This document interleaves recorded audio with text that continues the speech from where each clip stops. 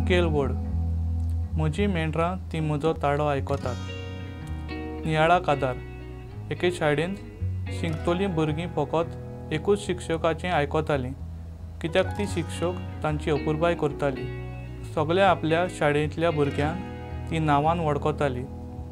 Principal पासून बोवाळ मारत जाल्यार कोण तिका आयकनासलो, पूण ह्या शिक्षकान तांचे दोळे घाल्यार पुरो ती शांत जातालीं। खरेंच जेन्ना बरो शिक्षक बऱ्या गवळ्या भाशेन वागता आनी आपल्या भुरग्यांक बरो वळखता, तांची आपुरबाय करता, तेन्ना तो सुपोड जाता आनी फळादीक वावर दिसून येता। ह्या दिसा सायबीण मांय फातिमा गांवांत तेका भुरग्यांक दिश्टी पडली आनी मागण्या वरवीं बरें जिवीत जिवंक संदेश दिलो। मारयेचें दिसणें वो जेजूचो आपल्या शिसां मदलो हुस्को हाचो हेतू एकूच जावन आसा, बापाचो उलो आयकून आमचें जिवीत मोगान भावार्थान आनी पातका विणें चलूंक सर्गीच्या दायजाची भागीदारां आमकां करूंक मागता।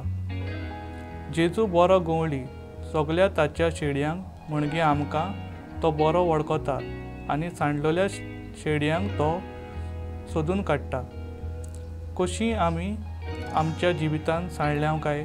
जेन्ना आमी आमच्या वाद्याचीं जाता, आपल्यापणान जियेता, तेन्ना वायट जिविताचो अनुभव घेवंक फाटीं फुडें पडे नासतना दुसऱ्यांक आमी वाटसूर कसो लेखता, तेन्ना जिवीत सुपोड जायना।